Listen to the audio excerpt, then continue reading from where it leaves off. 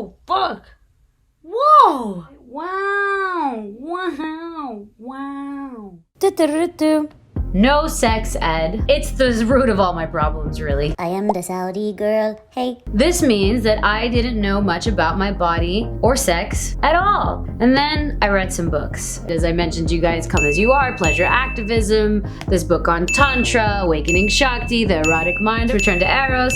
I read some books. After I read the books, I realized that I am very much not in a clean relationship with pleasure in my body, which is one of the reasons that I'm in this year-long program called Vita Women, and it's led by Layla Martin, who is a sacred sexuality coach. It's not my favorite phrase, but essentially, what is intimacy in a really conscientious context? So in this program, I am learning about my body, and also I'm learning how to have earth-shattering orgasms because we are not here to suffer. You will never know the behind the scenes agony and intergenerational shaman. My body knew that there was a lot of healing that was going to be available in this course because our sexual centers hold a lot of our pain and trauma, which brings me to... It's like fucking tucked in to the right. You gotta take a turn to... Wow! That was from my Layla Martin Celestial Cervix class. I know you're probably thinking, why on earth, Ro, do you have a video of you finding your cervix? So whenever I'm in these classes, I tend to just prop up my camera because I have major epiphanies and we're doing some complicated stuff sometimes. This was huge for me, guys, because I'm a grown-ass woman and I had no idea where my cervix was. Honestly, I didn't even know what it was. I didn't understand what it did. And I know that I can't be the only one. Somebody else doesn't know where their cervix is.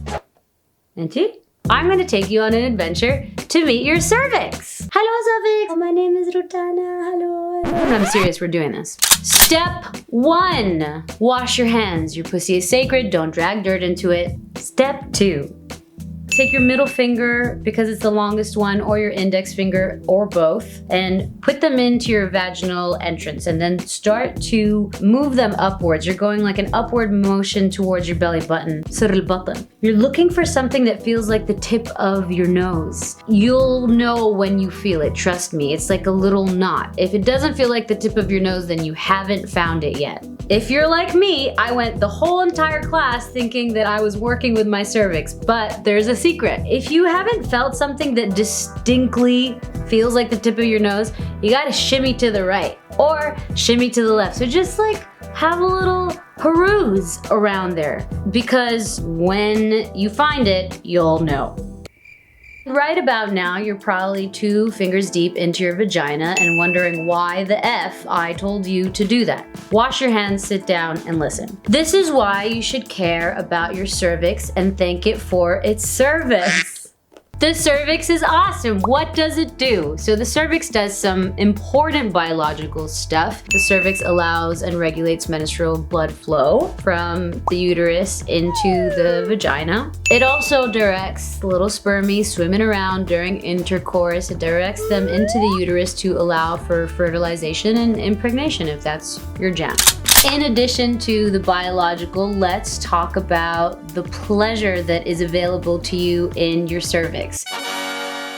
I want to first start by saying that all orgasms are different. However, I can tell you from personal experience and from a lot of other women that I've met that a cervical orgasm, it feels very oceanic, like kind of a wave is folding into itself inside of your body, versus a clitoral orgasm that feels more like a firecracker. And if you're like I used to be and you were unaware of your cervix and what it does, or that you can feel pleasure there, what's happening right now is your cervix is probably dormant when it comes to feeling pleasure, but worry not. Here I come to save the day. The pleasure is never lost. You just have to activate it. It's like working out. You just need to get it going. And you can do that by really bringing attention and intention and breath to it. Another beautiful thing is we have the vagus nerve that is connected to our cervix. And the vagus nerve, along with being connected to the cervix, is also connected to your heart and to your throat.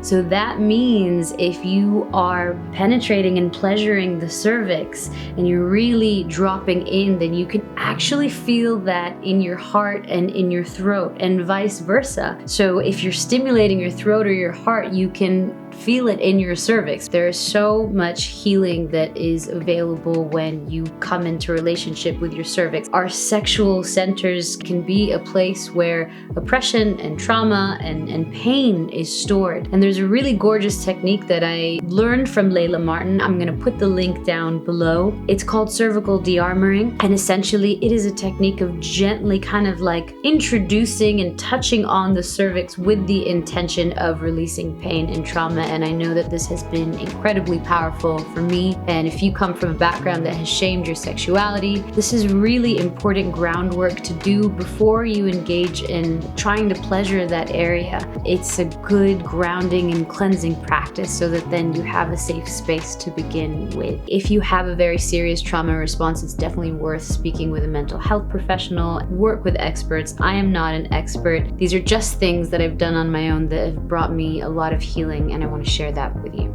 Let me know if you find your cervix. أحبكم كثير. مع السلامة.